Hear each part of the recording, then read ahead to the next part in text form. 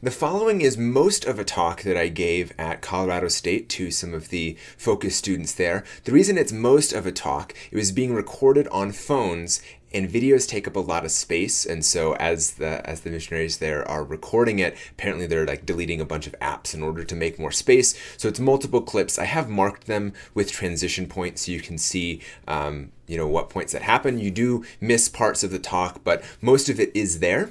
And since it is recorded on a phone, I'm farther away from the microphone, so the audio is quieter. You'll probably need to turn up your speakers a little bit. And then also I'm talking pretty quickly in it, so just be aware. Those of you who know me well know that I do talk fairly fast, but this is a little bit more. So anyway, enjoy the talk. Are later, but primarily it's about what God is doing in us, but there's also like our own response. We should be purifying ourselves of things. The way John says it is, anyone truly in love will let all other things go in order to come closer to the love. That's true in our human relationships. It should be true in our relationship with God. One very striking image he has is of a bird. And the bird is bound, he's like, whether the bird is bound by a thread or by a cord, either way it can't fly. And even though the thread might be easier to break, until the thread is broken, the bird can't fly. So the bird is our soul, flying to God. So if we are too attached to things that are not him, then it doesn't fly. But no matter how hard we try, we still can't purify ourselves the way that God desires, because he's desiring such a deeper, closer relationship with us. Hence, dark nights.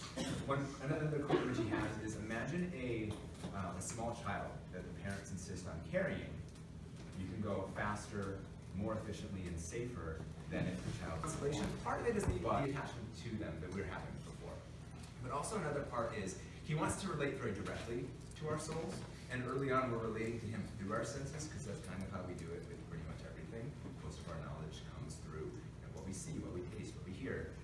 But he wants to be even more direct. So by removing those consolations, we are walking by faith towards him, because faith is actually that union that he's wanting.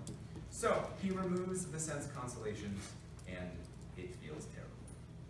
But on the other side of the dark night of the senses, our senses are now more quieted down. Like we still enjoy the consolations he gives us, but he's more likely to give the gift of contemplation, which is the form of prayer where you just like sit and be with God, which he can do. He can give you that gift anytime. But we're more likely to receive it when our senses are calmer in it. So you probably think, wow, I'm doing pretty great. God is uniting himself pretty directly to my soul. I'm not necessarily going after these consolations. I'm pretty awesome. The problem is, well, that's called pride. The problem is, he wants to be even closer to us. That's really not what they call it. But as he gets closer to us, he is light, and that light reveals more and more of our own imperfections. And so the dark night of the soul, while it feels like God is farther away, he's actually getting closer and closer. John says the first purgation or night is bitter and terrible to the senses, but nothing can be compared to the second, for it is horrible and frightful to the spirit. I can't directly speak on that one. This is one of those where like I'm reading about it and read about other people. Mother Teresa was in this for about 50 years, which is a lot. So she had really no like external signs or senses that God was there. She felt like he had abandoned her. And she chose to walk towards him in faith.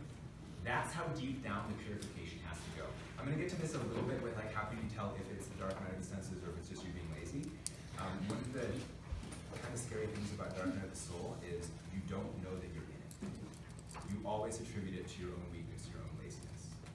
And so Mother Teresa didn't say, oh yeah, I'm in the dark night of the soul. This is okay, God is purifying me. She's like, no, I failed God. And that's how deep the purification is going. So on the other side of that, God stripped away a lot, not everything, but a lot of our own imperfections, and we can be even more deeply united. John talks about this in his last book, which is Living with Love. Again, I have no experience of it, so I can only tell you that it's a thing. So there you go. Now, why doesn't everyone get there? Here's the thing, God desires all of us to be at that point. He wants that intimacy with each of us. Why doesn't everyone get there? Short answer is we fight it. I fight it. I know that. And so since he respects our free will, he allows us to run from that. So he only gives us what we can handle.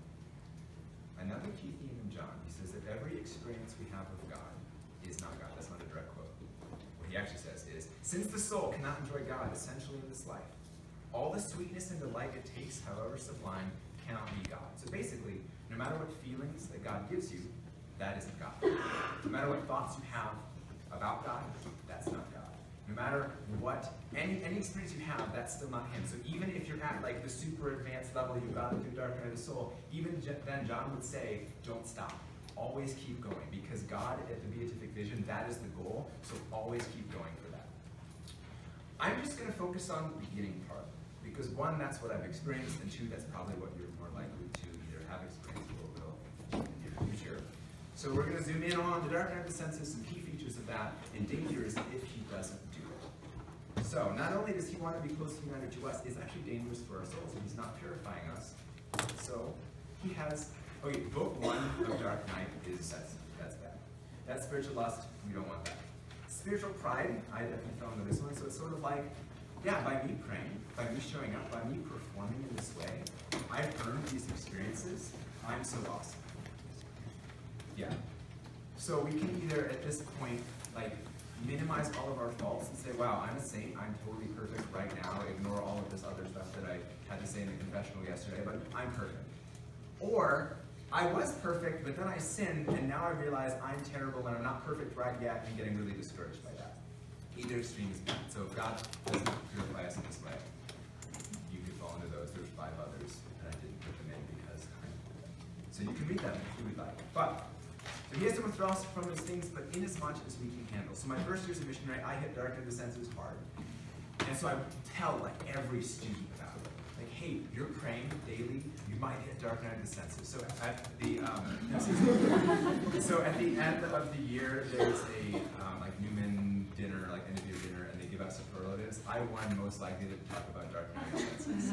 That was the one they gave me because I told so many people about it. So one of the students I was working with, he was like pretty new to discipleship, pretty new to like making life changes, and pretty new to daily prayer. About a month in, he hits dark night of the senses. He's like, Mike, thank you so much for telling me about this. I would have thought I was doing it. All of the other students I worked with that entire year, none of them hit that right then. And so Sam, that's the student's name, Sam and I were kind of commiserating at our spiritual apprentice. And I'm like, you know, God thinks that we can handle this. He thinks this is what we need. Sometimes maybe I don't think you should trust us so much. But if someone can't handle it, he'll put them in, like, you know, for a time, pull them out. Maybe a couple weeks, pull them out, a couple days, pull them out. It could be like months or years. It wouldn't be like decades, that's more of the second one. But it's in as much as we can handle, because he knows what we need in order to get even closer. So, let's see.